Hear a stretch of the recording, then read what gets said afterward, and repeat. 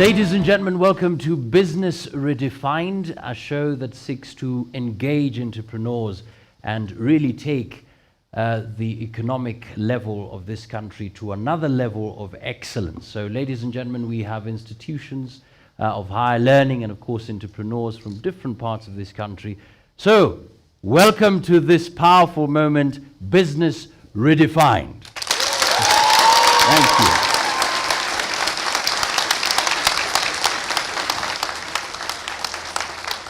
I'll call upon our guests to take their seats in front, and then they will give us a brief presentation of what they do, what they've done so far, their achievements, in regards to our theme, the next level in entrepreneurship. The theme is the next level in entrepreneurship. Ladies and gentlemen, I'd like you to give a 7-minute presentation of what you do, what you've achieved so far in regards to our theme. And then immediately after that, please take note of what they will be speaking about and your questions. The first one on the line, I'd kindly call upon Madam Laila Macharia. A round of applause for her, please. My name is Laila Macharia, as you've heard. I'm the current Vice Chair of Capsule.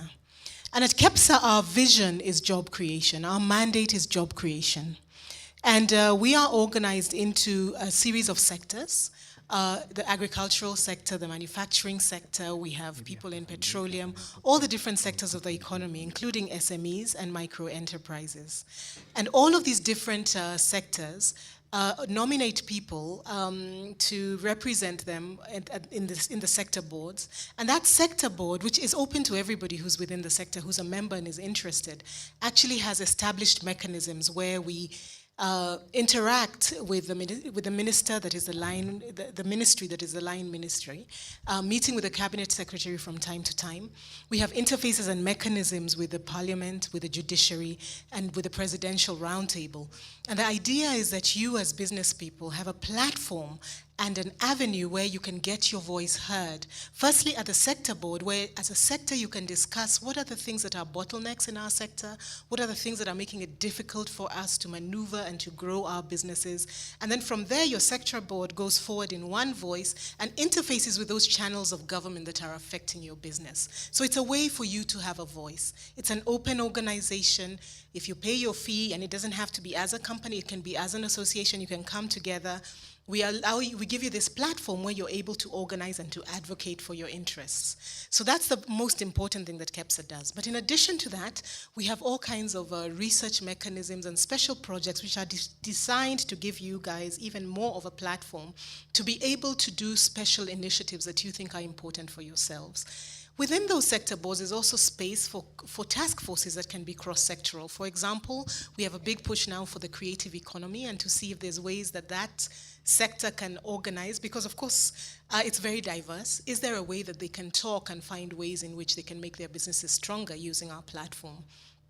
In addition to that, after the Global Entrepreneurship Summit, which I participated in quite a lot, there's a lot of space there. We're trying to see, is there a way that we can use, those of us who are able to attend, can create channels to be able to share what we learned and to democratize the information that came out of GES, so that you're hearing all of these good things are coming out of it, and this is the time for women, this is the time for youth. If you're an entrepreneur, it's time to step up, there's all this money, but a lot of you don't know, how do we actually access this? How do we organize ourselves so that we're able to be at the level at the playing field and able to compete alongside other people?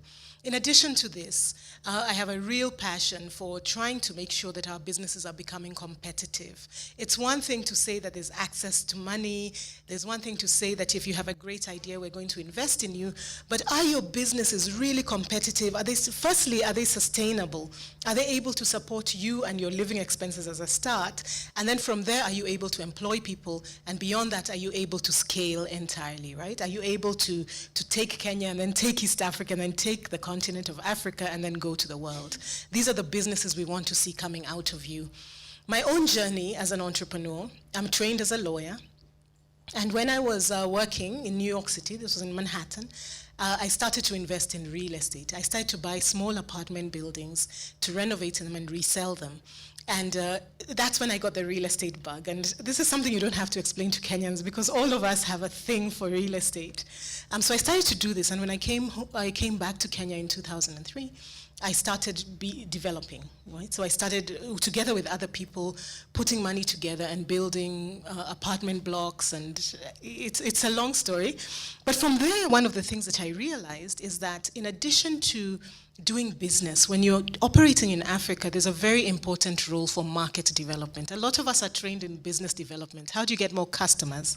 But I realized that when we contrasted it with the work that I had done before in New York, it was really important for us to invest in the regulatory environment, in the policy environment.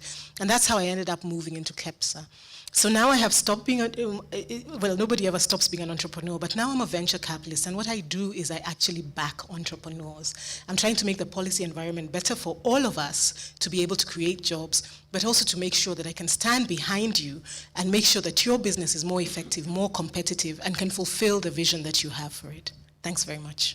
Well, thank you so much, Madam Laila Macharia. Ladies and gentlemen, put your hands together for our next guest, Mr. James Gitau, Chief Executive Officer and founder of Peak Performance International. 7 minutes. Oh, thank you, Johnson, and thank you very much for inviting me to this wonderful session. Now, really quick on what we do, we work with people who are interested or who are committed to achieving great results. If you're looking for extraordinary results and you don't know how to do that, that's what we specialize in. We work with three categories of people, or three categories of section, or three sectors. One is the youth. If you're a youth, let me see, how many people are youth here? Let me see. Yeah, lots of them, right? And what we do with the very young ones, we have a program where we get them to activate what is known as the midbrain. And this is a small piece of brain that once you activate it, then you can use, you're firing both the hemispheres, brain hemispheres, at a high speed and learning really fast. And you know, if you've seen kids who can read when they're blindfolded and stuff like that, those have gone through our classes. There are hundreds of them who can do that, and you know, get them from being bottom of their class if they're not doing too well in their class, to some of them being the top of their class. So that's the first category of the youth. Of course, we then work up to people who are in college. If you want to get great results in college, if you want to get great results in terms of getting a job or becoming a great entrepreneur, we have programs that we run during the school holidays, and you know, you're welcome to join us to any of them. The second level, we work with grown-ups who want to unleash their potential.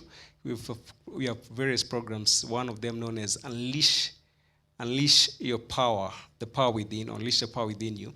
And this is where people do great things. First, they discover what really holds them, because, for example, if you want to be an entrepreneur, what is holding you is not lack of money. Most people think it's money, but really what holds you, it's certain things, mainly conditioning that you went through during your life, and that becomes your limiting factor, or what limits you from getting great results. So we help you break those barriers, and once you break those barriers, then you can achieve any results. At the end of it, or the end of the session, people walk on fire, and just show them you can defy any odds that may be limiting you. And the final category is where we work with corporates. And corporates, that's including anybody who is running a small business to the biggest businesses. We've worked with some of the biggest business in this country and across Africa. And we show them, or we teach them, how they can unleash the potential of their staff. Once that's done, again, phenomenal results. You know, we had businesses which have moved from, one of them from about 30 million shillings in profit to over 1 billion shillings in profit. And we just show them what they need to do. Again, the main thing that blocks people is up here, and that's what we really unblock. My journey of entrepreneurship started when I was a young kid. My mother was a hawker in the streets of Nairobi. So when I was very young, I learned a couple of things. I learned something they never taught me in economics, or they didn't teach me as well, because I learned how to run from Kanjo. Okay, and I also learned that you have to put your resources, spread your resources. You never put all your money in the basket. In one basket, and that came in the way my mother told me that when you're selling your goods, never display all your goods, because when Kanjo comes and they take some of it, you're left with some others. Some major lessons. So that's when my journey started. And when I was in college, University of Nairobi, many years ago, more than 30 years ago, I was showing movies in Education 1 and Ed 2. So I was showing movies there. I was selling things in the college. And, when I went to finish employment, I finished school, I went to employment because that's what everybody was doing. And I didn't believe that, I could really be successful in business as yet. So I worked for 7 years before I got fired one day. And when I got fired, the best thing that happened in my life, honestly. Okay, I was fired by the UN. I was working for ILO. And I went into business. And the last, now 24 years plus, I've been doing various businesses. The last one being Peak Performance, which has been around for the last 16 years or so. So that's really my journey of business. And I just want to say to you, if you want to start business, start at the earliest. Don't wait until you work for too long and then go into business. That's my experience, and that's how I think people should be able to do. Start early, and then you get to know the ropes as early as you can, instead of starting when it's too late and there's not enough time to make mistakes. Super. I'll leave it at that so that, Thank you so much, Mr. Thank you. Guitar. A round of applause for him. Thank you so much. Of course, the next guest, our final guest, Mr. James Karundu, founder and CEO of Passion Biz Academy Limited. Makofita for that.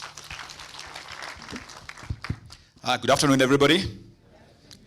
Passion Biz Academy, we work with startups, we work with service providers, we work with entrepreneurs, people who are looking to make that very first step. Specifically, we work with 4 types of people. We call them by name. The first person we work with is called Startup Stella, or Steve. You're at the early part of your startup, you're thinking about the idea, or you're taking the first tentative steps. It's a very scary time, it's a very scary period. We give you the mentoring, we help you get the clarity, we handhold you as you take the first steps. We also work with someone called Growing Grace, or Graham. You've been in business for about 3 to 5 years. You know what you're doing is the right thing, you know in the right direction, but somehow nowadays, the motivation is not there.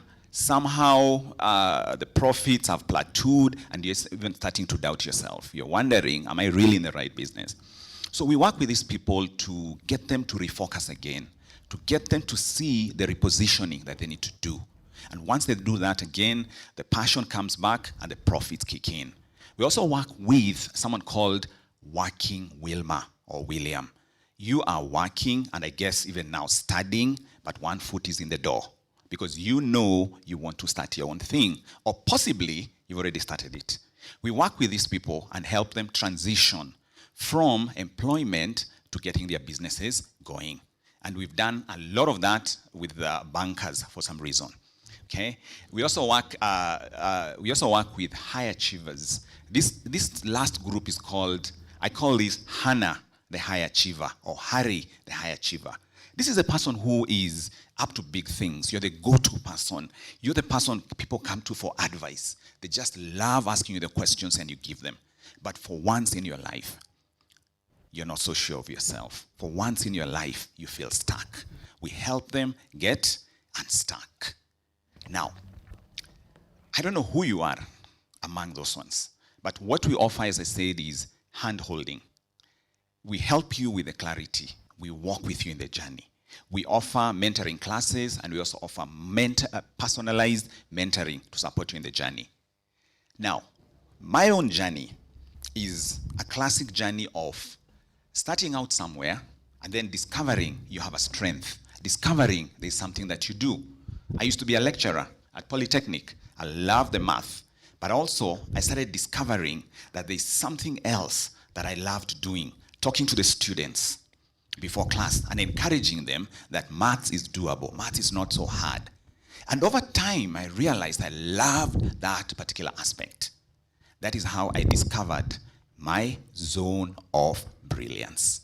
Friends, each of you has a zone of brilliance. Each of you, there are things that you start doing and you get lost. The time just disappears. Am I talking to anybody in this room, please? Yes. So that is the thing you're meant to be doing. That thing that you do so easily, that is what you're meant to be doing. I run a program called Harness Your Brilliance, because entrepreneurship and the success you're looking for comes when you harness your brilliance. So I discovered I'm good at speaking to people. I became a speaker. I discovered I could write. I became an author. Remember, I'm a teacher, so I'm able to teach people. I started mentoring people. How about you? What is this that you can do? What is this that you do? That is where your opportunity lies. Something else that has worked for me. You see, I started out as a motivational speaker, and then I discovered I could mentor people. What has worked for me is getting plugged into networks, getting plugged into organizations that support my growth. Specifically, I'm a member of BNI. You can see my badge here. It's called Business Network International. And this is a business and professional networking organization with one agenda, and one agenda only: exchanging referrals, getting to meet and interact, sinking your roots within a group of people who trust you, and you trust one another, and you can exchange contacts and referrals. I have grown my own personal network from 0 to 6,000. I write a newsletter where it goes to 6,000 people.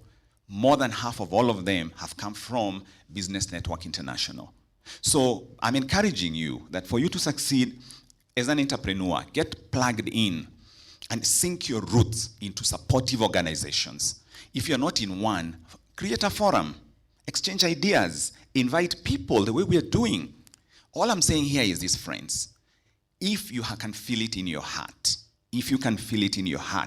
you're meant to do it. If you can feel it, if you can do it, if you're passionate about it, go for it, my friends. What about the money question? What about the competition? What about fear and doubt? Get a mentor. Get somebody to walk with you. There's so many mentors. There's so many people. Google on the net. See who you get in touch with them. Most people will offer you the support. Create masterminds, a group of people coming together to brainstorm around a subject. Friends, your next level is calling you. Your next level is beckoning. The key thing here is this. Just like Grace said earlier, it's always about thinking big, friends. It's always about starting small. Most importantly is starting now, where you are with what you have. Stop waiting, my friends. I started out just by speaking to people. I started discovering I could do it. I started discovering that there are people who are willing to pay me. Not only pay me, but pay me very well. Initially, I would charge a very small amount of money. And then I started realizing, these things I'm teaching these people are creating transformation. Maybe there is something valuable in what I'm offering. I took the risk and increased the fee kidogo. The people did not go away. There's one of my classic programs I ran. I started with 30,000. Today it is 90,000. I have tripled the fee because I've learned to believe in myself. Friends, believe in yourself. You can do it. All right. Okay.